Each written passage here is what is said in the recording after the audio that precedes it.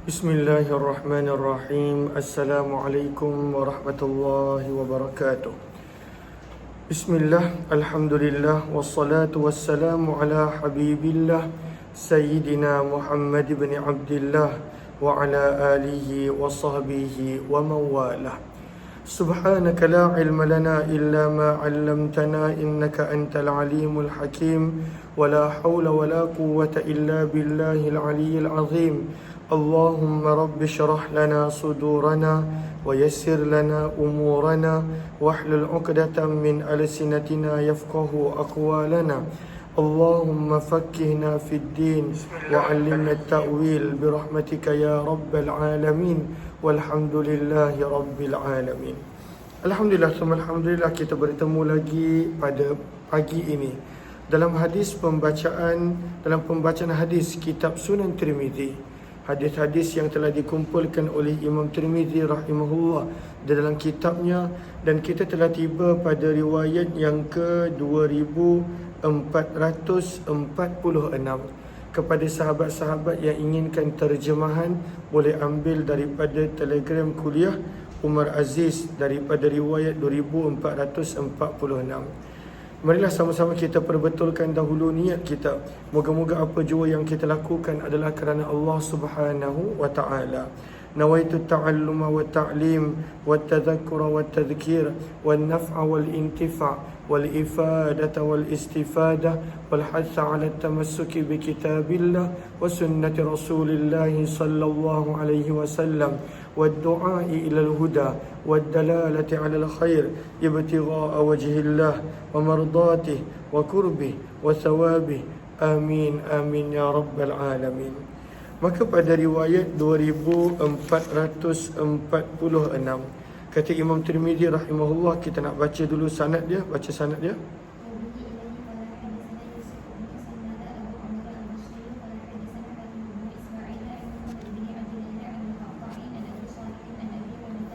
Daripada sahabat Nabi Abu Hurairah radhiyallahu anhu, daripada Nabi sallallahu alaihi wasallam, maka sabda Nabi sallallahu alaihi wasallam, inna likulli syai'in syirratan. Inna, sesungguhnya bagi tiap-tiap sesuatu itu adanya syirratan, adanya kemahuan dan keinginan. Manusia pada waktu itu untuk tiap-tiap sesuatu mempunyai an-nasyatu war-raghbah, lihat kepada kawata, mempunyai semangat dan keinginan. Manusia ada keinginan pada tiap-tiap sesuatu. Namun keinginan menjadikan pada waktu itu manusia lemah. Walikulli syirratin fatrah, dan bagi setiap keinginan maka terdapatnya kelemahan. Fa in sahibuha, maka jika pemilik keinginan tersebut saddada, berlaku baik, wa qaraba, dan bersikap pertengahan sederhana, farjuh, maka harapkanlah kamu untuknya akan kebaikan. Wa in usyira, namun jika pemilik keinginan semangat tadi adalah usyira, seorang yang ditunjukkan kepadanya jari-jari, maksudnya seorang yang sombong, seorang yang bongkak, fala, maka janganlah kamu ta'udduhu, mengiranya dalam kurungan minas salihin, daripada kalangan orang yang baik. Maka sebenarnya kadang-kala keinginan dan semangat menjadikan manusia sombong, yang akhirnya menyebabkan manusia binasa. Riwayat yang ke-2447 terus.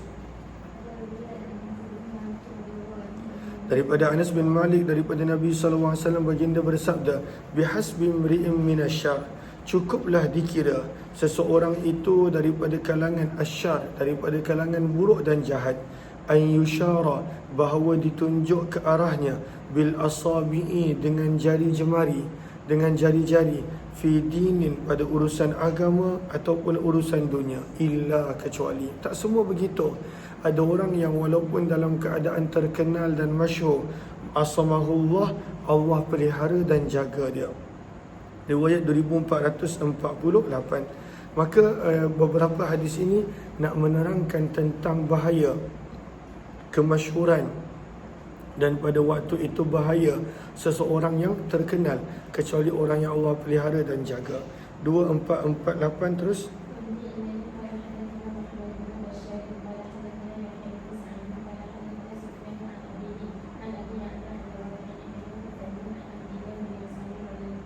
Daripada sahabat Nabi Abdullah bin Mas'ud radhiyallahu anhu, beliau berkata, khatta lana Rasulullah sallallahu alaihi wasallam khattan. Gambar dia boleh lihat pada Sahara, macam mana bawah dia. Maka Nabi sallallahu alaihi wasallam telah menggariskan untuk kami satu garisan petak, satu barisan petak empat ataupun segi empat segi empat yang sama. Maka Nabi sallallahu alaihi wasallam telah menggariskan satu garisan segi empat. Wa khatta fi wasatil khatti khattan, dan Nabi SAW telah menggariskan di dalam kotak segi empat tadi ada satu garis. Wa khatta kharijan minal khatti khattan, dan Nabi SAW telah menggariskan luar daripada kotak tadi ada satu garis yang terkeluar. Wa hawla alladhi fil wasat khututan, dan Nabi menggariskan ada banyak garisan pada garisan yang berada di tengah-tengah kotak. Maka Nabi SAW mula menerangkan, hadza ibnu Adam, maka ini adalah manusia, iaitu garisan yang berada di dalam kotak. Garisan yang berada dalam kotak adalah manusia. Wa hadza ajaluh muhitum bih, dan segi empat itu merupakan ajal manusia, kematian manusia yang mengelilingi manusia. Wa hadza alladhi fil wasat insan, dan yang berada di tengah-tengah itulah manusia, dan adapun yang berada di kiri kanan daripada garisan-garisan, maka itu adalah penghalang-penghalang, adalah uruduh, penghalang-penghalang, ujian-ujian, bala, bencana, perkara yang manusia tak suka. In najah minhu, jika ada suatu ujian yang manusia terlepas, yanhashuhu, maka akan mencarinya ujian yang lain. Wal khattul kharij, sementara garisan yang terkeluar daripada kotak segi empat tersebut adalah angan-angan dia. Angan-angan manusia sentiasa melebihi daripada usia yang Allah berikan kepada dia. Maka bagaimanakah gambaran dia? Macam mana nak tunjuk ni? Okey, ini dia gambaran dia. Okey, maka ini adalah gambaran dia. Macam mana kita nampak gambaran dia. Maka garisan yang berada di tengah, maka itu adalah manusia. Adapun yang berada pada kotak segi empat kelilingnya, Nabi SAW gambarkan sebagai kematian yang sentiasa menyelubungi dan meliputinya. Adapun garisan-garisan kecil yang berada di dalam kotak, maka itu adalah ujian dan musibah yang sentiasa menanti dia. Dia terlepas daripada satu ujian, ada ujian lain tunggu. Terlepas daripada ujian yang kedua, ada ujian lain tunggu. Maka kehidupan manusia dalam kotak, dalam dunia ini sentiasa dengan ujian. Adapun yang terkeluar daripada kotak, garisan kecil, maka itulah angan-angan manusia. Angan-angan manusia sentiasa melebihi daripada usia manusia. Maka Nabi SAW bagi contoh mudah untuk difahami berkenaan tentang kematian, ujian yang kita tak boleh lari daripadanya pada kehidupan dunia, dan angan-angan yang dimiliki oleh manusia. Jelas ke jelas? Terus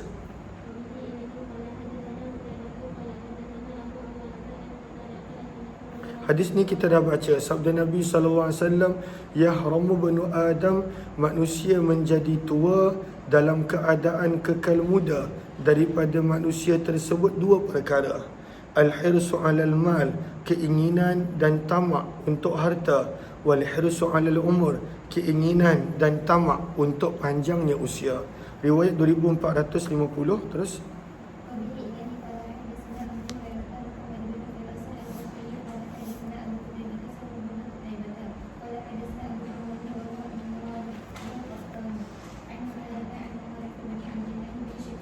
daripada sahabat Nabi Abdullah bin Syikhir radhiyallahu anhu, beliau berkata, Nabi SAW bersabda, Muthila banu Adam, diberikan perumpamaan anak Adam itu, dan di sisinya ada 99 maniyatan musibah. Maniyatan musibah, kematian, semua termasuk perkara yang dia tak suka.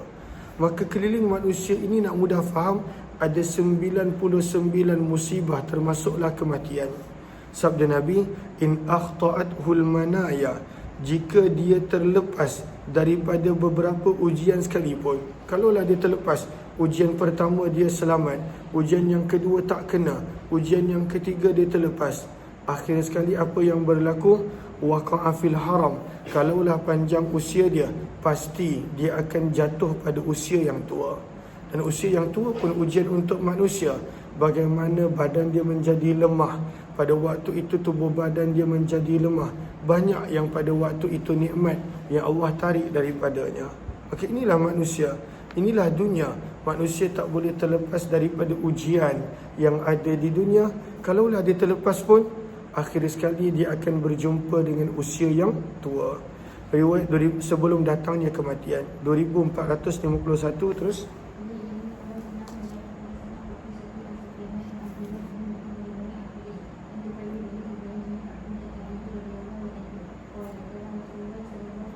Adalah Nabi SAW apabila telah berlalunya 2/3 malam, thulutha al-laili, 2/3 malam, maka Nabi akan bangun seraya berkata, ya ayyuhan nas, wahai manusia, udhkurullah, ingatlah kamu akan Allah, udhkurullah, ingatlah kamu akan Allah. Nabi kejut pada waktu itu para sahabat, bangun, zikir, ingatlah kamu kepada Allah. Kenapa perlunya ingat kepada Allah? Sabda Nabi, ja'atir radifah, telah datang begitu hampir tiupan sangkakala pertama. Bila berlakunya tiupan sangkakala pertama, dah tak ada peluang dah. Dan kemudian bila habisnya tiupan sangkakala pertama, bukan selesai. Tatba'uha, akan menyusuli tiupan sangkakala pertama, ar-radifah, tiupan sangkakala kedua. Dengan tiupan sangkakala pertama, maka pada waktu itu semua makhluk akan mati kecuali beberapa malaikat yang dikehendaki oleh Allah. Sebab itu gariskan ar-rajifah pada baris yang keempat, an-nafkhatul ula, tiupan sangkakala pertama, yang dengannya semua manusia akan mati, makhluk akan mati. Kemudian ar-rajifah juga ada para ulama gambarkan, sayhatun adalah suara yang kuat, azimatun yang sangat kuat, ma'attirab berserta dengan goncangan yang dahsyat. Maka itu adalah tiupan yang pertama. Kemudian ar-radifah pula adalah tiupan yang kedua, yang dengannya manusia dan makhluk dihidupkan semula. Maka Nabi kata, ingat Allah sebanyak-banyaknya, kerana dah hampir sangat tiupan sangkakala pertama yang dia akan disusuli dengan tiupan sangkakala yang kedua. Ja'al mautu, telah datang kematian bersama dengan apa yang ada padanya. Telah datang kematian bersama dengan apa yang ada padanya. Berkata Ubay, maka Ubay bin Ka'ab radhiyallahu anhu berkata, wahai utusan Allah, sesungguhnya aku seorang yang memperbanyakkan selawat ke atas kamu. Fakam aj'alu, maka berapakah patut aku jadikan untuk kamu daripada selawat? Maka berapa banyak? Sama ada maksudnya dengan nisbah ke waktu dan masa, ataupun dengan nisbah doa, dengan nisbah daripada doa. Maka Nabi menjawab, masyikta, terpulang berapa yang kamu mahu. Maka Ubay bin Ka'ab berkata, kalaulah aku jadikan 1/4 daripada hidupku ataupun daripada doaku sebagai selawat, maka Nabi berkata, masyikta, apa yang kamu mahu, namun jika kamu tambah itu adalah lebih baik. Maka berkata Ubay bin Ka'ab, kalau begitu fannis, maka aku jadikan separuh daripada usiaku ataupun daripada doaku adalah selawat. Maka Nabi bersabda, masyikta, apa yang kamu mahu, wa in zidta, jika kamu tambah maka itu adalah lebih baik. Maka berkata Ubay bin Ka'ab, fathulusai, maka jika 2/3 kehidupan ataupun doaku adalah selawat, maka sabda Nabi SAW, masyikta, apa yang kamu mahu, namun jika kamu tambah itu adalah lebih baik. Akhirnya Ubay bin Ka'ab berkata, aj'alu laka, aku jadikan untukmu wahai Rasulullah, salati kullaha, keseluruhannya adalah selawat. Seluruhnya adalah selawat. Maka bila Nabi SAW mendengar begitu, baginda bersabda, izan, pada waktu itu tukfa, akan dicukupkan hammaka, kerunsingan kamu, wa yughfaru, dan akan diampunkan dzambuka, dosa-dosa kamu. Orang yang banyak selawat akan dihilangkan kerisauannya dan akan diampunkan dosanya, selain daripada banyak lagi kelebihan selawat yang lain. Allahumma salli ala Muhammad wa ala ali Muhammad. Terus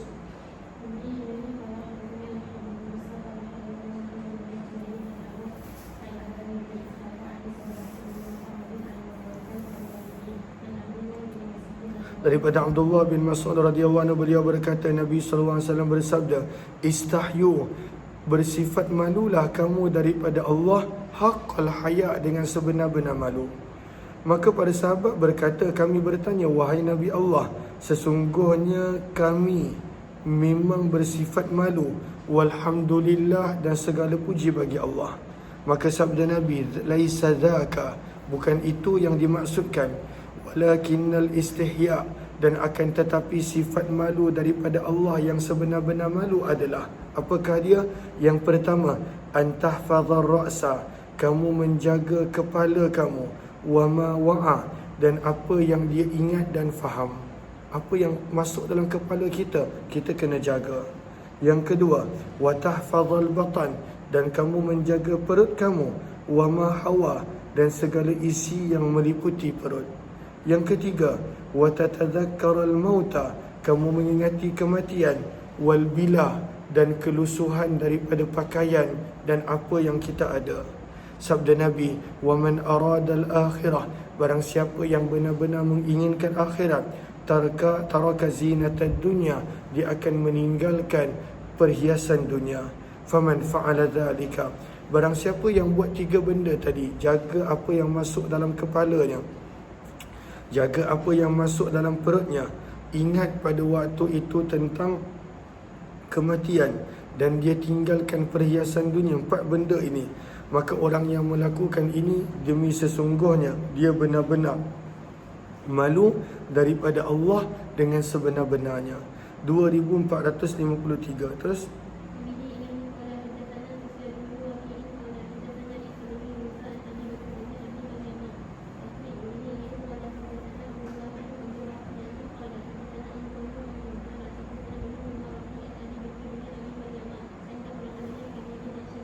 daripada sahabat Nabi Shaddad bin Aus radhiyallahu taala anhu, daripada Nabi sallallahu alaihi wasallam, baginda bersabda, hadis ni kita biasa dengar, al-kayyis, orang yang cerdik adalah mandana nafsah, seseorang yang pada waktu itu mempersiapkan dirinya, memuhasabah dirinya. Gariskan sahara pada baris yang terakhir, maksudnya hasabaha, seseorang yang membuat perhitungan dirinya, membuat muhasabah dirinya, dan dia beramal 5 untuk kehidupan yang ba'dal maut, selepas daripada kematian. Wal ajiz, dan orang yang lemah, orang yang gagal, orang yang loser, orang yang pada waktu itu lemah, adalah man atba'a nafsahu, orang yang menjadikan dirinya mengikuti hawa nafsu dia. Pada waktu itu diri dia ikut nafsu. Wa tamanna 'ala Allah, dan dia memasang pelbagai harapan kepada Allah. Tak apa, Allah tu Maha Pengampun. Tak apa, Allah akan maafkan. Tapi dia buat dosa dan dia ikut nafsu dia. Maka bagaimana Allah nak ampunkan dia? Maka riwayat yang seterusnya 2004, wa makna, dan maksud daripada mandana nafsa adalah yuhasibu, dia menghitung dirinya di dunia sebelum dihitung kelak pada hari akhirat. 2454. Terus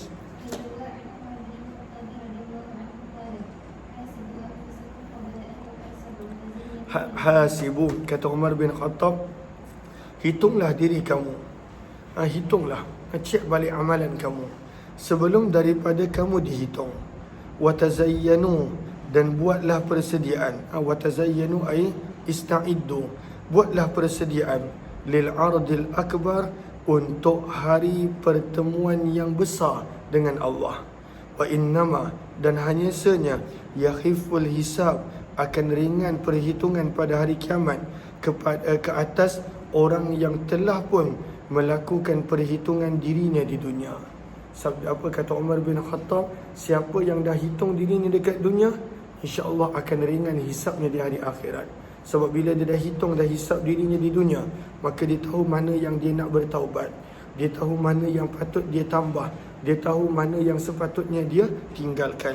2455. Terus,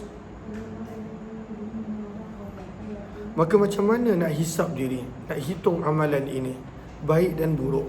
Maka berkata Maimun bin Mahran, la yakunul abdu, tidaklah seorang hamba itu dikira bertakwa sehingga yuhasibu nafsah, dia menghitung dirinya seperti mana rakan kongsi dalam perniagaan membuat perhitungan. Syarik rakan kongsi. Maka bagaimana? Mereka tanya, min aina mat'amah, daripada makan, daripada mana datangnya makan, guna duit mana, berapa banyak, contoh. Itu kalau dalam perniagaan. Wa malbasah, dan juga pakaian. Maka seperti mana rakan kongsi dalam perniagaan, dalam kehidupan, curious ataupun tertanya-tanya, begitu banyak soalan, macam itulah kita kena hitung diri kita. Kenapa buat amalan ni? Kenapa buat dosa ini? Kenapa tak banyakkan amalan ini? Kenapa buat itu? Kenapa tak buat ini? Maka itu adalah hisab. Hisab diri, orang yang hisab diri dia akan ringan penghitungan dan hisabnya pada hari akhirat. 2456. Terus,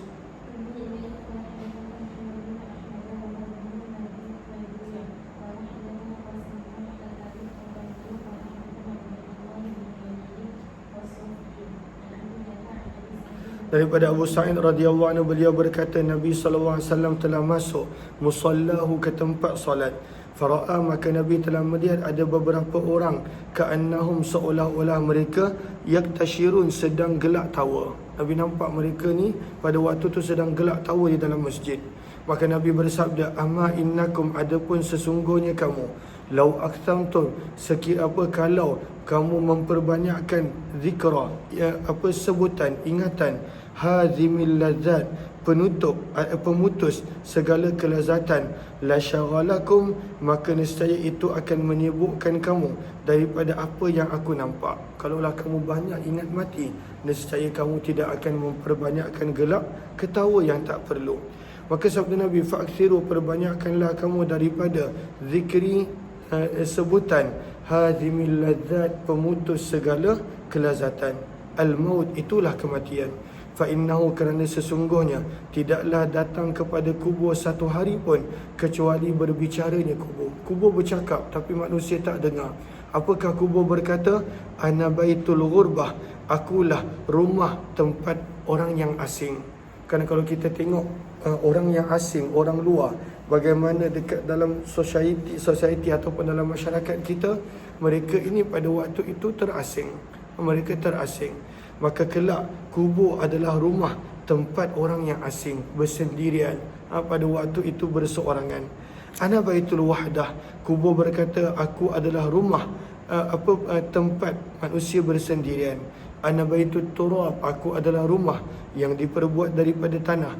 Ana baitud dud, aku adalah rumah yang penuh dengan ulat-ulat.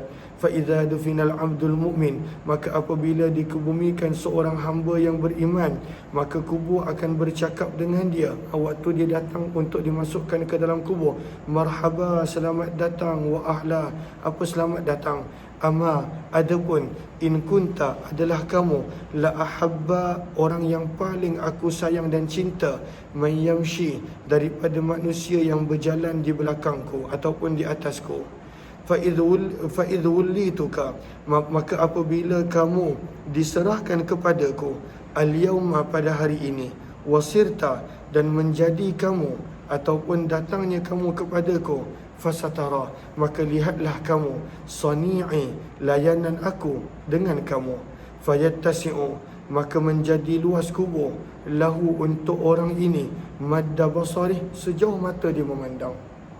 Mata kasar kita, mata dunia kita nampak kecil je kubur dia. Tapi kalaulah dia orang yang baik, maka pada waktu itu seluas-luas mata memandang kubur dia. Kemudian sabda Nabi SAW menukilkan kepada kita kata-kata kubur, wa yuftahu, dan akan dibukakan untuknya pintu sehingga ke syurga. Wa idza dufina abdu, dan jika yang dikebumikan itu adalah hamba yang berdosa, awil kafir, ataupun hamba yang kafir, maka kubur akan berkata kepadanya, la marhaba wala ahla, tak ada sambutan dan tidak ada ucapan aluan untuk kamu. Ama in kunta, adapun sesungguhnya kamu, la abghada adalah yang paling aku benci daripada orang yang berjalan di belakangku ataupun di atasku. Fa idh wallituka, maka apabila kamu telah diserahkan kepadaku pada hari ini, wasirta ilayya, dan kamu telah datang kepadaku, maka lihatlah kamu layananku denganmu. Qala, maka bersabda Nabi, fayaltaimu, maka akan menghimpit ke atas manusia yang berdosa ini kubur, sehingga yaltaki, bercantum kubur itu. Kubur tu bercantum daripada satu sisi kepada sisi yang lain. Maka apa yang berlaku dengan rangka manusia pada itu? Wa takhtalifu adla'uh, maka berceragahlah tulang belulangnya. Sabda Nabi SAW dengan jari baginda, fa adkhala ba'daha, Nabi pada waktu itu memasukkan sebahagian jari ke dalam sebahagian yang lain. Nak tunjuk berceragahnya pada waktu itu manusia yang dihimpit oleh kubur. Maka sabda Nabi SAW, wa yuqayyidu lahu, dan didatangkan untuk orang ini 70 tinin, ular-ular besar. Yang mana ular ini begitu dahsyat, sabda Nabi, lau anna wahidan minha, jika salah satu daripadanya sahaja meniup racunnya di muka bumi, ma'an batat, maka tidak ada yang sesuatu pun yang hidup daripada apa yang ada di bumi. Allahumma salli ala Sayyidina Muhammad. Fayan hashnahu, maka sabda Nabi, ular ini akan mematuknya. Wa yakhdishnahu, ular ini akan melukakannya, sehingga pada waktu itu datangnya hari hisab dan hari perhitungan. Inilah siksa kubur untuk orang yang tidak membuat persiapan di dunia. Sabda Nabi, sesungguhnya kubur itu boleh menjadi salah satu daripada taman-taman syurga, atau menjadi salah satu daripada lubang-lubang api neraka. Bab yang hadis yang kedua 457. Terus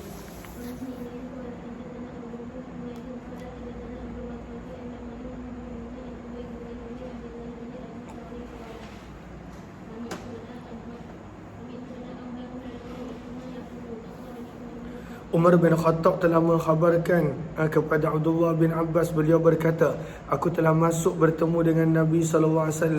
Fa idza huwa muttaki'un, pada waktu itu Nabi bersandar, maksudnya baring, ala ramli hasir, di atas tika yang diperbuat daripada pelepah kurma. Faraitu, maka kata Umar, aku melihat ada kesan-kesan tika pada badan Nabi SAW, pada sisi Nabi. Dan kemudian hadisnya panjang lagi. Umar bin Khattab pada waktu itu tanya, kenapa tak dimurahkan untuk kita rezeki? Maka Nabi SAW pun memberi jawapan baginda tentang pilihan baginda. 2458. Terus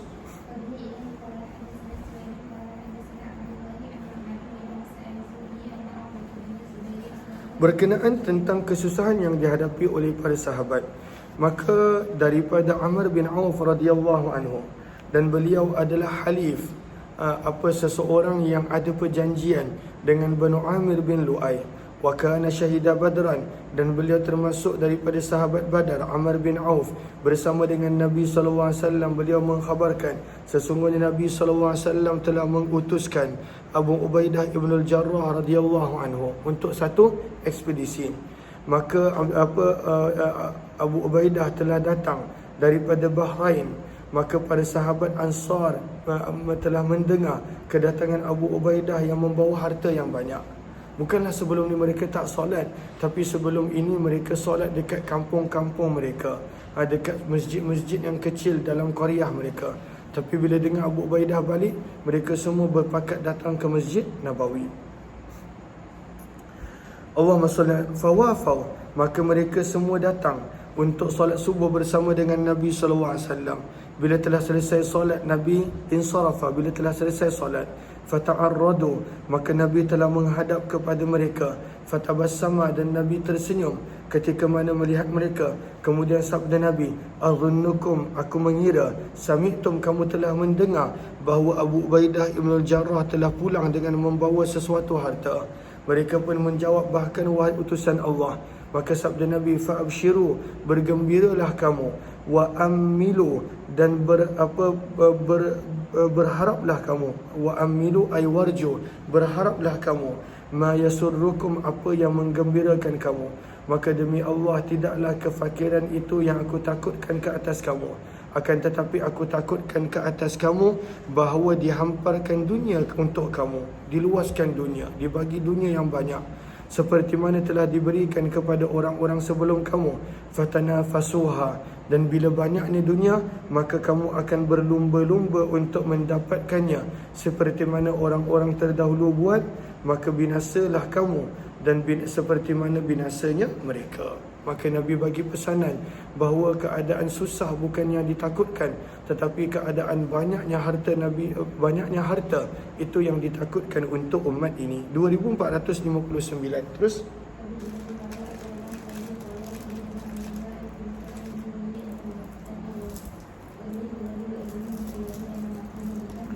Hakim bin Hizam adalah sepupu kepada Khadijah radhiyallahu anha.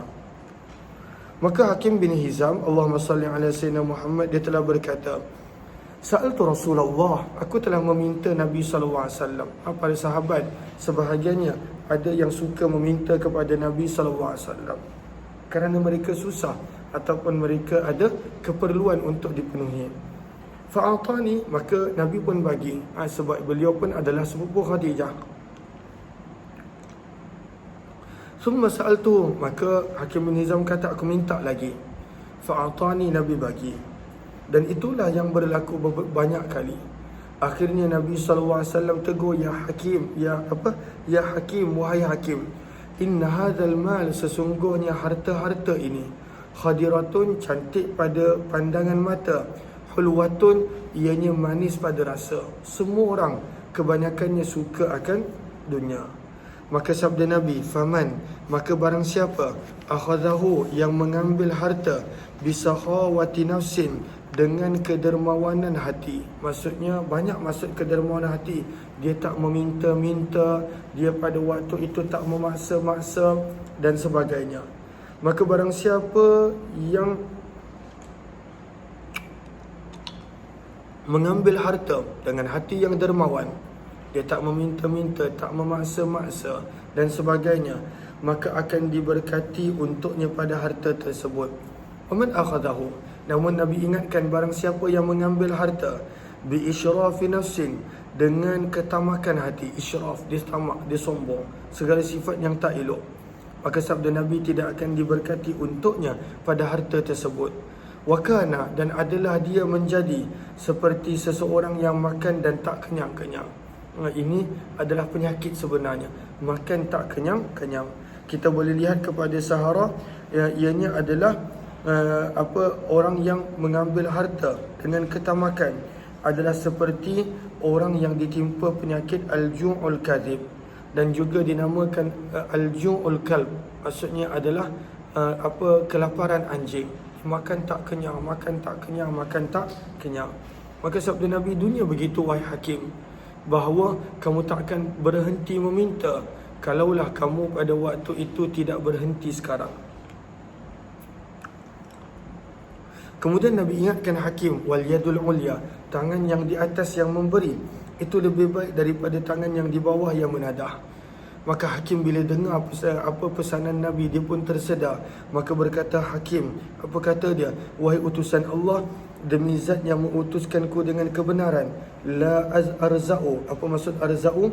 Dalam kurungan hujung sekali, ay lam akhudh min ahad syai'a, aku tidak akan ambil dan minta daripada seseorang pun selepasmu wahai Rasulullah, syai'an, sesuatu apapun, sehinggalah aku berpisah daripada dunia. Maka Abu Bakar radhiyallahu anhu waktu jadi khalifah, dia panggil Hakim untuk diberikan hadiah. Dia tak nak terima sebab dia dah janji dengan Nabi, dia tak akan ambil apa-apa daripada manusia. Arzak ni masuk asal la ankus, aku tak akan mengurangkan apa-apa, tapi diterjemahkan sebagai tidak mengambil. Begitu juga Umar bin Khattab pernah panggil dia untuk diberikan kepadanya bahagian daripada harta rampasan perang. Maka pada waktu itu dia enggan untuk ambil. Dia tak nak ambil apa-apa daripada manusia seperti mana janji dia dengan Nabi SAW. Kemudian Umar bin Khattab berkata dengan orang ramai, sesungguhnya aku menjadikan kamu wahai umat Islam sebagai saksi bahawa aku telah menawarkan kepada Hakim bin Hizam akan haknya daripada harta peperangan ini, fayaba, dan dia enggan untuk mengambilnya. Falam yarzaq, maka tidaklah mengambil Hakim daripada seorang pun daripada kalangan manusia sesuatu apapun selepas daripada Nabi sallallahu alaihi wasallam sehinggalah hatta tufi, sehingga meninggal dunia. Dia langsung tak minta tolong, tak minta apa-apa daripada manusia setelah Nabi sallallahu alaihi wasallam tegur dia. 2460. Terus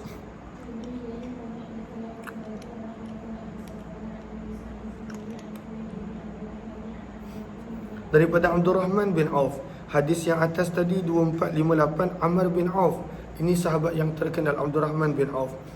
Kata Abdul Rahman bin Auf, ubtulina, kami telah diuji bersama dengan Nabi bidharra, dengan kesusahan, fasabarna, dan kami telah sabar tinggal dengan kesusahan bersama dengan Nabi pada awal Islam di Madinah.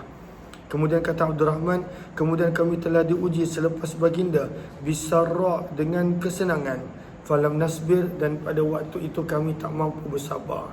Dulu dengan susah boleh bersabar, sekarang ini bila Allah dah bagi macam-macam nikmat, bila dah senang manusia lupa dan selesa, maka manusia susah untuk bersabar.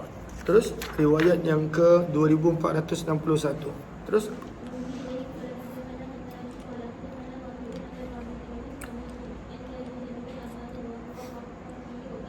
daripada sahabat Nabi Anas bin Malik radhiyallahu taala anhu, beliau berkata, Nabi sallallahu alaihi wasallam bersabda, man kanatil akhirah, barang siapa yang adalah akhirat, hammahu, kerisauannya, dia asyik risau tentang akhirat dia je, bagaimana nak tambahkan amalan, bagaimana nak diampunkan dosa, dia banyak berfikir tentang akhirat. Sabda Nabi, orang yang dia menyebutkan diri tentang memikir tentang akhirat, ja'alallahu, maka Allah menjadikan untuknya kekayaan pada hatinya, wa jama'ah, dan Allah menyatukan baginya, syamlahu, segala urusannya yang porak-peranda, segala urusannya yang kacau bilau Allah satukan. Wa atatuhu dunya, dan akan datang kepadanya dunia dalam keadaan pada waktu itu dunia yang mengharapkan kepadanya, maka dunia datang dalam keadaan hina. Dan barang siapa yang kerisauannya adalah dunia, maka Allah akan menjadikan kefakiran terbayang-bayang di depan mata dia.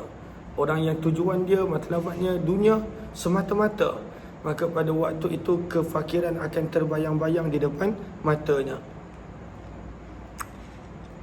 Wa farraqa, dan Allah akan pisah-pisahkan, dan pada waktu itu akan pecah-pecahkan segala urusan yang telah dia satukan, dan tidaklah datang kepadanya dunia kecuali apa yang telah ditetapkan untuknya. 2462. Terus tolong buat kopi ya.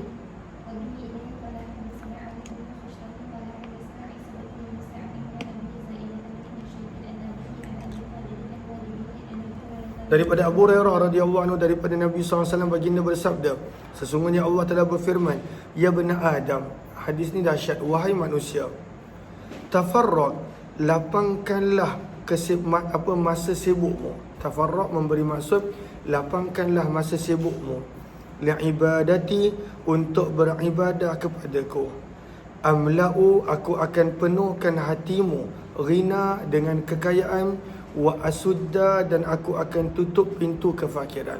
Walaupun ambil masa, taklah pada waktu tu dia buat terus dapat, kecuali jika Allah berkehendak begitu.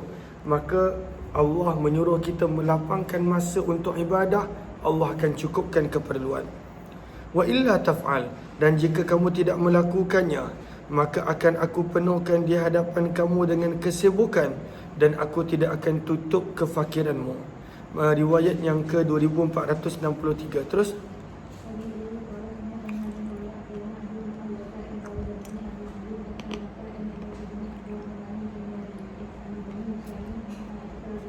daripada Ummul Mukminin Aisyah radhiyallahu taala anha, Aisyah berkata, kana lana qiramu sitrin. Kiram dengan sitr maksudnya lebih kurang sama, langsir. Sebab itu kita lihat kepada Sahara, ianya adalah seperti ucapan, lihat kepada Sahara pada baris yang ketiga daripada bawah, seperti ucapan idafah thawbu qamisin. Thawb dan qamis adalah benda yang sama. Thawb umum, qamis adalah khusus, maka sama di sini. Maka bagaimanakah cara nak terjemahkan kiramu sitrin? Lihat kepada sarah baris yang ketiga daripada bawah, sitrun raqiq. Maka kami mempunyai langsir yang nipis, langsir yang nipis. Dan pada langsir itu terdapat lakaran-lakaran dan juga gambar. Gambar. Maka Nabi SAW telah melihatnya, maka Nabi berkata, inzi'ihi, tanggalkan, turunkanlah ia, kerana ianya mengingatkanku tentang dunia. Berkata Aisyah, wa kana lana samalu qatifah, dan adalah kami mempunyai pakaian lusuh yang mana ada tenunan kecil, sutera padanya, dan kami memakainya. Maka ini menerangkan berkenaan tentang sederhananya hidup Nabi SAW. Bagaimana ada benda yang mengingatkan Nabi kepada dunia, maka Nabi suruh untuk tanggal dan simpan benda tersebut. 2464. Terus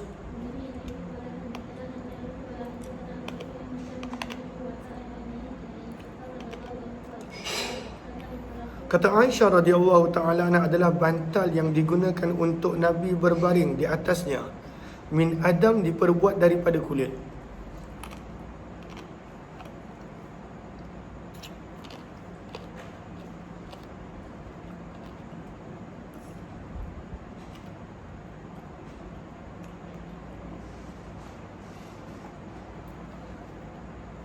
Lalu kena faham situasi.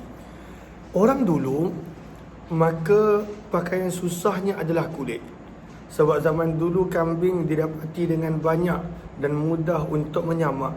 Sebab itu bila kita baca hadis, Nabi kalau koyak kasut, Nabi tampal dengan kulit. Para sahabat kalau koyak baju, mereka tampal dengan kulit. Kulit adalah satu benda yang murah pada zaman tersebut, dan ini adalah pakaian orang susah. Adapun zaman kita, kulit adalah sesuatu yang dianggap mahal, bernilai dan sebagainya. Maka kata Aisyah, adalah bantal Nabi SAW allati yattaju alaiha, yang Nabi gunakan untuk berbaring atasnya, diperbuat daripada kulit. Hashwuha, dia punya filler, dia punya isi adalah leaf, adalah pelepah-pelepah kurma. Pelepah-pelepah kurma isinya. Kena betulkan, ada sebahagian terjemah dia terjemahkan nakhal sebagai sawit. Mana dia dapat sawit? Maka sebenarnya adalah pelepah kurma. Terus riwayat yang ke-2465. Terus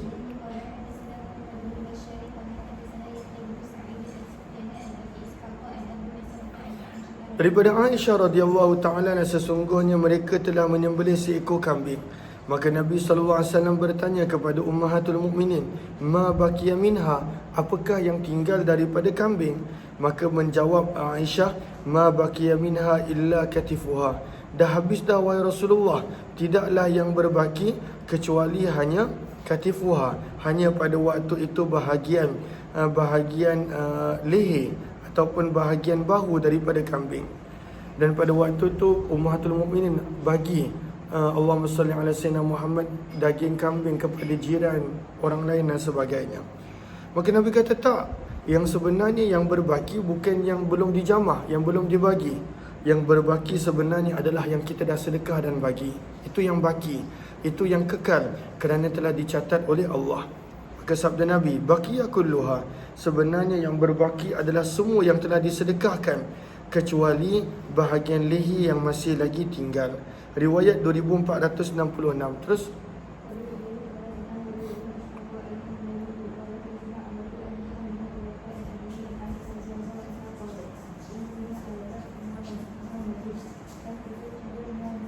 maka berkata Aisyah, in kunna, sesungguhnya kami, in itu adalah mukhaffafah minal muthaqalah, sesungguhnya adalah kami keluarga Muhammad SAW, keluarga Nabi, namkuthu syahran, kami akan duduk selama sebulan dalam keadaan kami tidak pernah menyalakan api.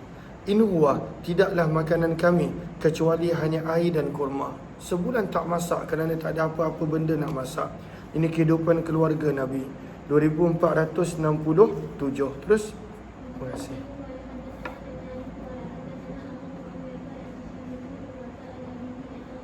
Daripada Aisyah radhiyallahu ta'ala, beliau berkata, ketika mana Nabi SAW wafat, tufiya Rasulullah, ketika mana Nabi SAW wafat, wa indana, di sisi kami, syatrum min syair, ada berbaki tepung yang diperbuat daripada bali, tepung yang paling rendah kualiti pada zaman tersebut, maka itu masih ada. Maka kata Aisyah, dan kami telah makan daripadanya untuk tempoh yang Allah kehendaki. Kemudian berkata Aisyah kepada Jariyah, sebab pada waktu tu kadarnya tak banyak tapi berterusan boleh makan lama. Maka berkata Aisyah kepada pembantu dia, kili. Apa maksud kili? Sukatlah. Sukat, timbang. Sukatlah, bukan timbang, sukat. Sukatlah berapa banyak sebenarnya yang berbaki daripada tepung ini. Falam yalbas, maka tidaklah ketika mana fakalat, telah disukat, maka tidaklah lama sehingga dengan segera habis. Maka berkata Aisyah, sekiranya kami tidak menyukatnya, nescaya ianya akan berkekalan hingga kiamat, bertambah sampailah hari kiamat. Maka riwayat 2468. Terus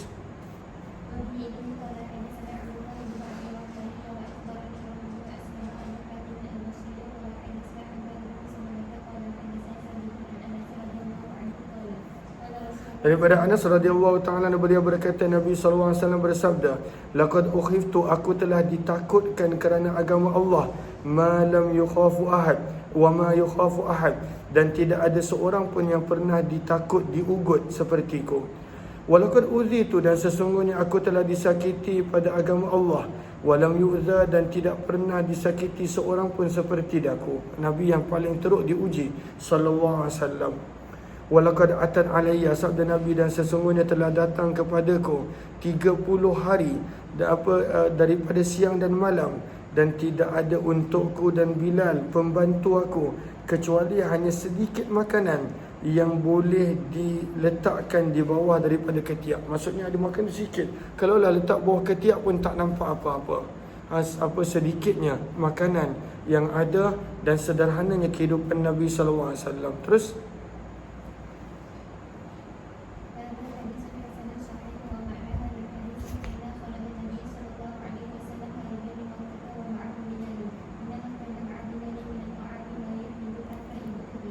maka hadis ini bermaksud, ini adalah ketika mana Nabi keluar menyelamatkan diri daripada Mekah. Maka timbul soalan, Nabi tak pernah berhijrah dengan Bilal, tidak ketika mana ke Taif dan tidak pula ketika mana ke Madinah. Maka sebab itu ini adalah kesilapan pada perawi. Allahumma salli ala sayyidina Muhammad. Okey, innama kana ma'a Bilal, sesungguhnya makanan yang ada bersama dengan Bilal adalah sangat sedikit apa yang boleh dibawa di bawah ketiak. Makanan tersebut sangat sedikit, boleh disembunyi di bawah ketiak. 2469. Teruskan.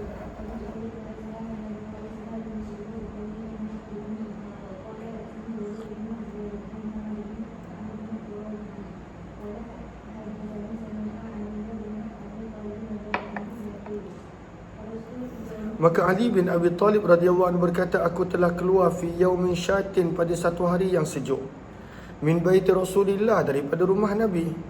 Wa qad akhadtu ihaban, pada waktu itu aku telah memakai kulit ma'tunan yang berbau. Yang berbau maksudnya telah disamak dan ada bau. Fajawwabtu, maka aku telah memotong wasatahu, bahagian tengah kulit tadi, fa adkhaltuhu unuki, aku masukkan tengkukku, masukkan kepala. Wasyadatu wasti, maksudnya sederhana, miskinnya para sahabat pada waktu itu, kulit kambing yang baru disamak, yang masih lagi berbau, itu yang dijadikan pakaian. Sederhana kerana tak ada apa-apa. Wasyadatu wasati, dan aku telah mengikat di bahagian pinggangku. Fahazamtuhu, dan aku menjadikan ikatannya diperbuat daripada daun pokok kurma. Itu adalah ikatan daun pokok kurma, maka pada waktu itu yang dijadikan sebagai ikatan tali pinggang. Allahumma salli ala sayyidina fahazamtuhu bikhus, ay dengan daun kurma. Dan sesungguhnya aku sangat lapar, kata Sayyidina Ali. Walau kana fi baiti Rasulillah, dan sekiranya dekat rumah Nabi ada makan, la ta'imtu minhu, niscaya aku makan. Maka aku pun keluar daripada rumah mencari sesuatu. Maka aku telah melewati dengan seorang Yahudi fi malillah, pada kebun milik dia. Malinlah ay bustanillah, pada kebun miliknya. Wa huwa yaski, dalam keadaan dia sedang mengeluarkan air, bi bakrah, menggunakan pada waktu itu perigi di telaga, menggunakan baldi di telaga. Bakrah ni maksudnya kayu. Kan kalaulah contohnya kita tengok perigi zaman dulu, maka dia ada kayu yang di atas perigi, maka itu dipanggil bakrah. Maksudnya orang ini ada perigi untuk mengeluarkan air. Maka fattala'tu, kata Sayyidina Ali, aku pun mengintai orang tersebut daripada lubang yang berada di sekitar kebun. Maka berkatalah pemiliknya, malaka ya A'rabi, apakah sikap kamu wahai A'rabi? Tidakkah telah halaka, bukankah milik kamu adanya pada waktu itu kurma dan juga beldi dan juga Allahumma salli alaihi wasallam, minta maaf. Maka Sayyidina Ali offer sebenarnya, halaka fi dalwin, adakah boleh untuk setiap beldi yang aku keluarkan air daripada perigi, bitamrah, upah aku hanya sebiji kurma. Sebab dia tengah lapar sangat. Dia kata, kalaulah aku keluarkan satu beldi, upah aku sebiji kurma. Maka orang Yahudi ni pun bersetuju. Maka dia telah buka pintu kebun dan aku pun masuk, kata Sayyidina Ali. Ini kesusahan dan kezuhudan, kemiskinan pada sahabat sewaktu dengan Nabi SAW. Fafataha fadakhaltu, maka kata Sayyidina Ali, aku pun masuk. Fa'atani, maka dia telah menyerahkan kepadaku baldi untuk mengeluarkan air daripada perigi. Fakullama naza'tu, setiap kali aku mengeluarkan satu baldi daripada perigi, dan bukan senang nak pada waktu itu tarik, turunkan, ambil dan sebagainya, maka orang Yahudi ini akan beri kepadaku sebiji tamar seperti perjanjian, sehinggalah aku telah memenuhkan pada waktu itu kedua tapak tanganku dengan kurma. Maka arsaltu dalwah, aku melepaskan baldi perigi tersebut dan aku berkata, hasbi, cukuplah sekadar ini sahaja. Maka aku telah makan daripada kurma tadi, wajaritu, dan aku telah meneguk daripada air dan minum. Kemudian aku telah datang kepada masjid, kata Sayyidina Ali, dan aku nampak Nabi SAW berada padanya. Maka di sini kita nampak kesederhanaan Sayyidina Ali. Daripada sudut pakaian dia, yang dia sekadar ambil kain dan pada waktu itu dijadikan pakaian, dan juga daripada sudut kelaparan yang beliau hadapi. Terus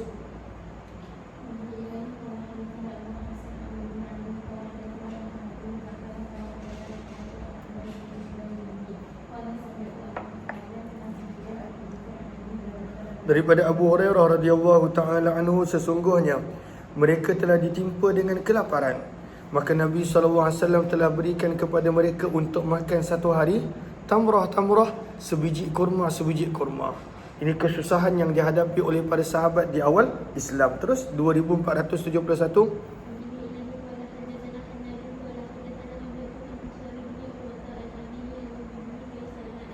daripada Jabir bin Abdullah radhiyallahu anhu, beliau berkata, Nabi telah mengutuskan kami bersama dengan 300 orang sahabat yang lain. Ini adalah ekspedisi Ambar ataupun ekspedisi Abu Ubaidah bin Jarrah, mana nanti kita akan jumpa mereka jumpa dengan seekor ikan yang besar setelah sekian lama mereka berlapar. Maka jumlah mereka 300 orang. Nahmilu zadana, kami memikul bekalan-bekalan kami di atas tengkuk kami. Fafania, maka telah habis bekalan yang telah dibekalkan, sehingga pada waktu itu salah seorang daripada kami hanya makan untuk setiap hari sebiji kurma. Sebiji kurma yang dimakan, padahal nak perang, padahal ada tugasan, padahal perjalanan jauh. Maka ada tabi'in berkata, wahai Abu Abdullah, bagaimanakah mungkin cukup sebiji kurma untuk seorang? Maka berkata Allahumma salli ala sayyidina Muhammad, berkata Jabir bin Abdullah radhiyallahu taala anhu, laqad wajadna, dan demi sesungguhnya kami telah mendapati, faqadaha, ketika mana sebiji kurma pun tidak ada, hina faqadnaha, ketika mana kami telah habis bekalan, fa'atainal bahra, maka kami telah melewati laut, maka pada waktu itu berada di pinggir laut seekor ikan yang besar yang mana telah dicampak oleh laut. Maksudnya ikan tersebut pada waktu itu terdampar di tepi laut. Maka kami telah makan daripada ikan tersebut selama 18 hari. Ada jumlah 300, besarnya ikan, jumlah 300 selama 18 hari. Dan pada waktu itu mereka ceritakan kepada Nabi SAW bila mereka balik, dan Nabi SAW pada waktu itu membenarkan perbuatan mereka. 2472. Terus jelas ke jelas? Terus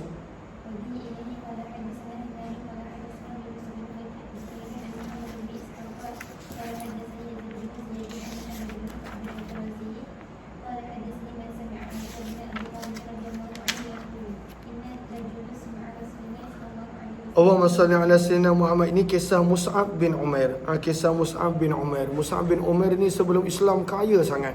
Sangat kaya. Tapi bila dah Islam, dia hilang segala-galanya kerana keluarga dia buang dia. Nabi sedih bila melihat keadaan yang sangat-sangat sederhana. Dan memang di awal Islam, sampai sebelum peperangan Khaybar, umat Islam hidup dalam kesederhanaan. Kerana pada waktu itu kebanyakan mereka waktu berhijrah sehelai sepinggang. Orang Quraisy tak benarkan mereka keluar dengan membawa harta-harta mereka. Maka Allahumma salli ala sayyidina Muhammad. Maka daripada Ali bin Abi Talib radhiyallahu anhu, beliau berkata, kami telah duduk bersama dengan Nabi SAW di dalam masjid. Istala'a, maka tiba-tiba muncul kepada kami Mus'ab bin Umair radhiyallahu anhu. Ma alaihi, tidak ada pada badannya kecuali hanya sehelai selendang. Itu pun marku'atun, ditampal, bifarwin dengan bijildin, dengan kulit, yang mana dia hanya ada sehelai selendang je. Pakaian dia hanya ada sehelai kain besar yang menutup daripada atas dan bawah, dan itu pun bercompang-camping ditampal dengan kulit. Maka ketika mana Nabi SAW melihat Mus'ab bin Umair, Nabi menangis melihatkan pengorbanan dia. Lilladhi, disebabkan pada waktu itu apakah kenikmatan yang dia pernah ada sebelum Islam, dan apakah keadaannya pada hari ini setelah dia berkorban segalanya untuk Islam. Kemudian Nabi SAW bersabda, kaifa bikum, bagaimanakah keadaan kamu? Nabi terangkan pada para sahabat erti kemewahan manusia-manusia yang datang kemudian. Dan para sahabat pada waktu itu tak faham pun, sebab mereka dalam keadaan susah. Maka pada waktu itu Nabi SAW bersabda, kaifa bikum, bagaimanakah keadaan kamu? Idza ghada ahadukum, apabila salah seorang daripada kamu berpagi, fi hullatin, pada pakaian yang lain, dan pada waktu petang ditukar pakaian yang lain. Para sahabat tak boleh nak faham, sebab mereka kebanyakannya hanya ada satu je pakaian yang mereka pakai setiap hari, kotor mereka bersihkan. Maka Nabi kata, apakah pandangan kamu kalaulah nanti ada satu masa pagi pakai lain, petang pakai lain, boleh tukar pakaian sebab banyaknya pakaian yang kamu miliki.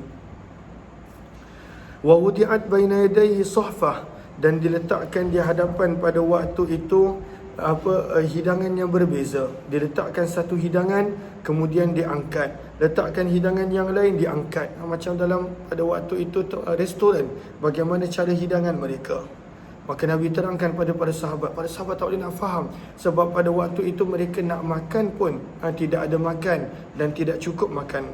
Wasatartum buyutakum, dan kamu telah menutup rumah-rumah kamu seperti mana telah ditutup dengan langsir Kaabah. Maksudnya kamu ada langsir yang pelbagai warna, pelbagai rupa dan sebagainya. Maka para sahabat terkejut, mereka berkata, kalaulah itu keadaan kami pasti pada waktu itu adalah lebih baik daripada hari ini.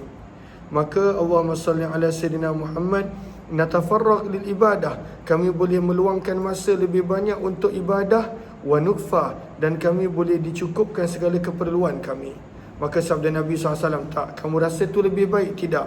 Antumul yaum khairum minkum, keadaan kamu pada hari ini sebenarnya lebih baik daripada kesenangan yang bakal kamu terima pada waktu itu. Teruskan.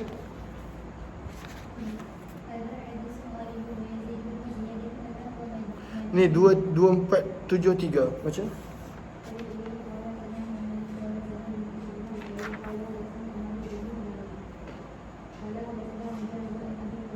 daripada Abu Hurairah radhiyallahu ta'ala, beliau berkata, adalah ahlus suffah. Ini hadis ni kita biasa dengar bagaimana kelaparan ashabus suffah. Mereka adalah sangat-sangat lapar. Kelaparan ashabus suffah. Maka daripada Abu Hurairah radhiyallahu berkata, adalah penduduk Suffah. Jumlah mereka antara 70 lebih, kadang-kala lebih sedikit dan kadang-kala kurang. Adalah penduduk Suffah. Mereka ini adalah tetamu umat Islam, adhiyafa ahli Islam. Mereka ini adalah tetamu umat Islam. La ya'wu, mereka tidak memiliki. La ya'wun memberi maksud juga yanzilun. Mereka tidak memiliki keluarga dan tidak pula harta. Mereka ni tak ada apa-apa, sentiasa bersama dengan Nabi SAW, termasuklah di antara mereka Abu Hurairah radhiyallahu anhu.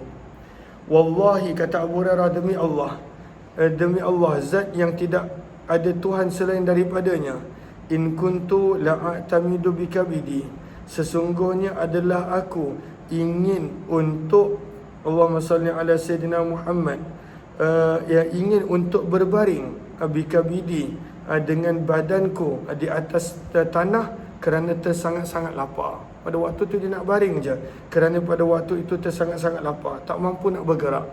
Wa ashuddul hajar, kata Abu Hurairah, dan aku telah mengikat batu pada perutku disebabkan kelaparan. Walaqad qa'adtu, maka Abu Hurairah cerita bagaimana cara dia mencari makan pada waktu itu dalam keadaan dia lapar. Maka kata Abu Hurairah, demi sesungguh aku telah duduk satu hari pada jalan manusia, yang manusia biasa keluar pada jalan tersebut daripada masjid.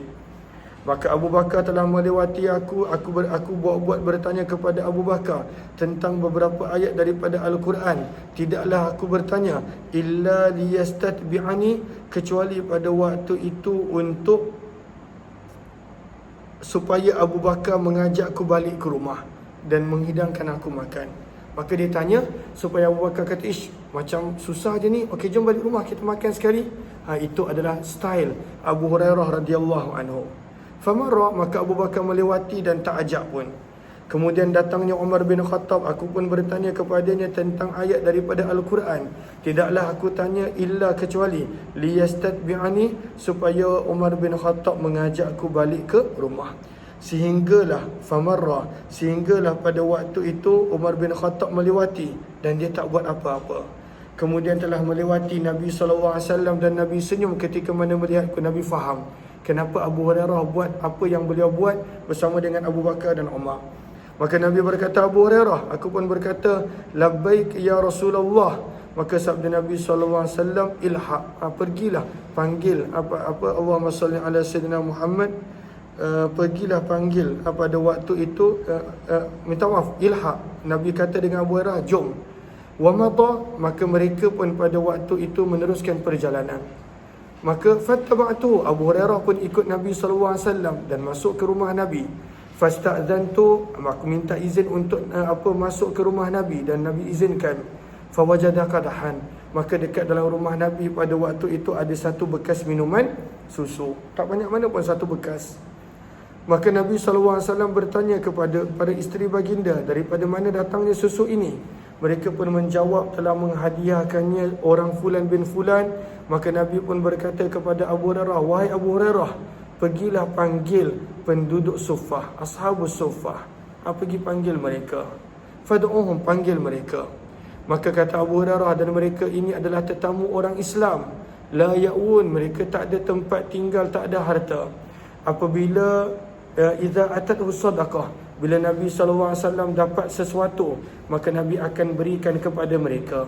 Nabi akan berikan kepada mereka, Nabi meraihkan mereka. Wa idza walam yatanawal, dan kalaulah itu adalah sedekah, zakat, maka Nabi pada waktu itu tidak akan menyentuh dan mengusiknya. Dan jika yang Nabi SAW serahkan kepada mereka pada waktu itu adalah hadiah, maka Nabi SAW wa asyraqahum fiha, akan makan dan duduk bersama dengan mereka. Maka pada waktu itu Abu Hurairah diperintahkan untuk panggil ashabus suffah. Dalam keadaan dia pun lapar, susu nampak tak banyak. Fasa'ani, maka perkara tersebut telah menyedihkan aku. Dia sedih, dia lapar. Susu tadi untuk dia seorang pun mungkin tak cukup ikut sangkaan dia. Namun pada waktu itu dia berkata, mahadzal qadah, apa sangat bekas minuman ini, dan untuk penduduk Suffah tak cukup nanti. Allahumma salli ala Sayyidina Muhammad. Lagi-lagi, wa ana rasuluh, dan aku adalah orang yang menjemput mereka, yang Nabi suruh jemput mereka. fasayamuruni, maka pasti Nabi akan menyuruhku untuk memusingkan bekas tadi kepada semua orang, dan kemudian tak ada apa-apa yang berbaki untukku. Sebab Nabi akan suruh orang lain semua minum dulu, dan kalaulah ada baki barulah Abu Hurairah boleh minum. Wa qad kuntu arju an usiba minhu ma yughnini, dan aku berharap, kata Abu Hurairah, tertimpa kepadaku sesuatu yang boleh aku ambil manfaat untuk hilangkan kelaparan tersebut. Maka kata Abu Hurairah, dan tidaklah kecuali kerana ketaatan pada Allah dan Rasul, maka aku pun mengajak ashabus suffah untuk datang. Falamma dakhalu alaih, bila ashabus suffah mula masuk ke rumah Nabi dan mereka mula mengambil tempat duduk, Nabi berkata, wahai Abu Hurairah, ambil bekas minuman ini bagi kepada mereka. Fa akhadtul qadah, aku pun ambil dan aku pun mula beri kepada mereka seorang demi seorang. Fa yashrabu, mereka semua minum sehingga kenyang, dan kemudian pada waktu itu mereka pulangkan. Fa unawiluhul akhar, aku bagi kepada orang yang lain, dan itulah yang berterusan berlaku kepada sehinggalah bekas tadi sampai kepada Nabi, giliran Nabi untuk minum. Wa qad rawiyal qaumu, semua orang pada waktu itu telah kenyang minum. Maka Nabi SAW mengambil bekas minuman susu, dan masih banyak lagi susu tersebut. Nabi SAW telah meletakkan pada tangan baginda. Kemudian Nabi angkat kepala dan senyum. Nabi berkata, Abu Hurairah, minum. Abu Hurairah pernah memang lapar. Maka kata Abu Hurairah, aku telah minum. Kemudian Nabi kata, minum lagi. Maka berterusan Nabi SAW suruh untuk minum, sehingga pada waktu itu aku berkata, demi zat yang telah mengutuskanmu dengan kebenaran, aku tidak ada lagi ruang untuk minum. Barulah Nabi ambil, dan Nabi SAW memuji Allah, membaca bismillah, dan Nabi SAW minum. Maka inilah kesederhanaan kehidupan para sahabat radhiyallahu anhum ketika mana sebelum pembukaan demi pembukaan kota yang berlaku kemudian hari, dan pada waktu itu mereka semakin hari mendapat sedikit sebanyak kemewahan. Riwayat 2474. Teruskan.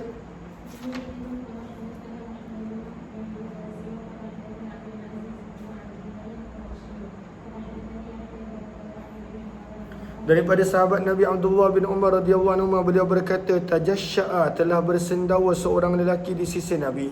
Maka Nabi tegur, Nabi bersabda, kuffa, tahanlah daripada diri kamu akan sendawa kekenyangan tadi.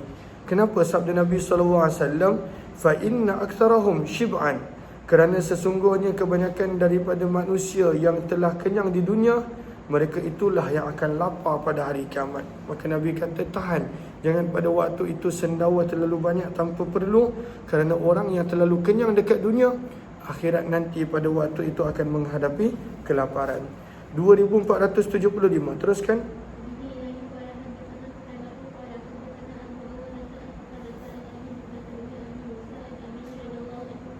Maka Nabi Allahumma salli ala sayyidina Muhammad. Maka Abu Musa, minta maaf daripada Abu Musa al-Asy'ari radhiyallahu anhu, beliau berkata, wahai anak kesayanganku, law ra'aitana, kalaulah kamu melihat kepada kami dalam keadaan kami bersama dengan Nabi sallallahu alaihi wasallam, wa asabatna sama, dan kemudian telah menimpa kami air hujan daripada langit, la hasibta, nescaya kamu akan menyangka bau kami adalah seperti mana baunya kambing.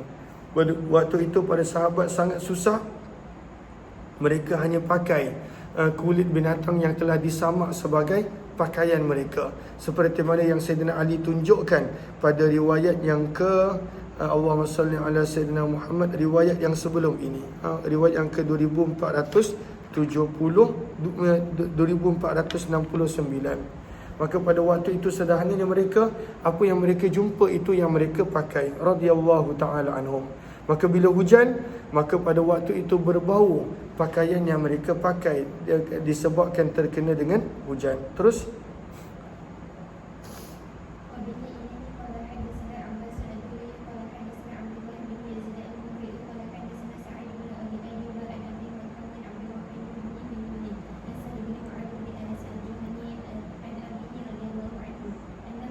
Sallallahu alaihi wasallam. Sabda Nabi SAW, man tarakal libas, barang siapa yang meninggalkan pakaian kemewahan, Libas maksudnya bukan langsung tak berpakaian, tapi maksudnya pakaian kemewahan.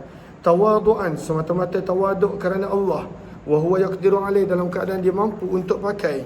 Maka Allah akan panggilnya di hari kiamat di hadapan seluruh makhluk, dan Allah akan memberinya pilihan untuk pilih pakaian mana yang dia nak. Ini kelebihan orang yang pada waktu itu bersederhana dalam kehidupannya di dunia. Terus 2477.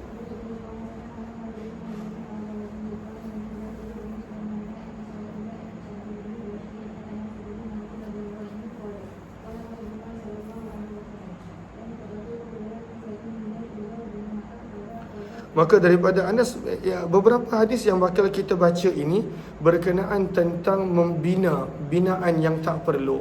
Maka Nabi SAW tegur membina binaan yang tak perlu sebagai sesuatu perkara yang akan membawa bencana pada hari kiamat. Sebab Allah soal, Allah tanya. Maka pada riwayat 2477 sabda Nabi, an-nafaqah, perbelanjaan semuanya dikira sebagai berada pada jalan Allah, perbelanjaan untuk keluarga dan sebagainya. Illal bina, kecuali binaan. Fala khaira fi, tidak ada kebaikan dalam membina binaan. Ini satu hadis. Hadis yang berikutnya pun sama maknanya. 2478. Terus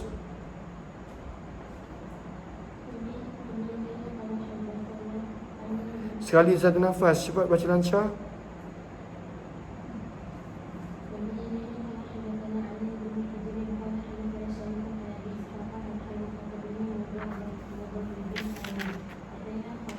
Kami telah berjumpa dengan Khabbab radhiyallahu anhu, sahabat Nabi. Na'udu menziarahi dia.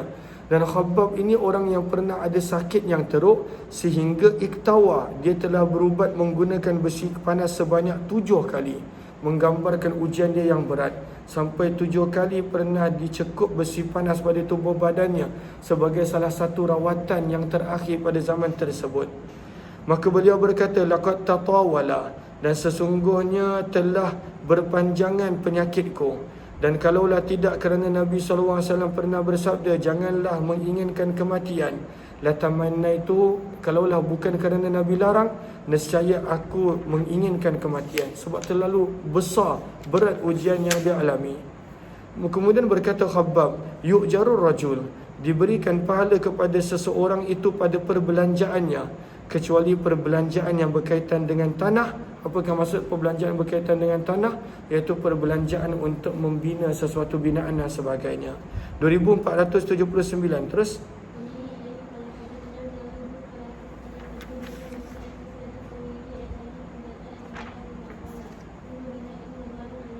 maka apa kata daripada Ibrahim, beliau berkata, setiap binaan yang dibina wabal, akan menjadi bebanan dan bencana atas kamu apabila binaan tersebut dibina dalam keadaan tidak perlu.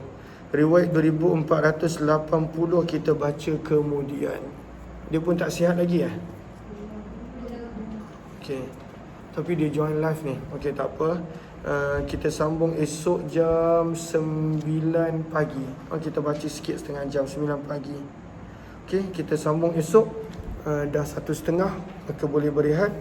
Lalu kita berhenti di sini sepatutnya sampai pukul 3, tapi ada pelajar yang masih lagi tak sihat. Kita ambil separuh waktu sahaja, insya-Allah. Terima kasih semua. Jumpa lagi insya-Allah.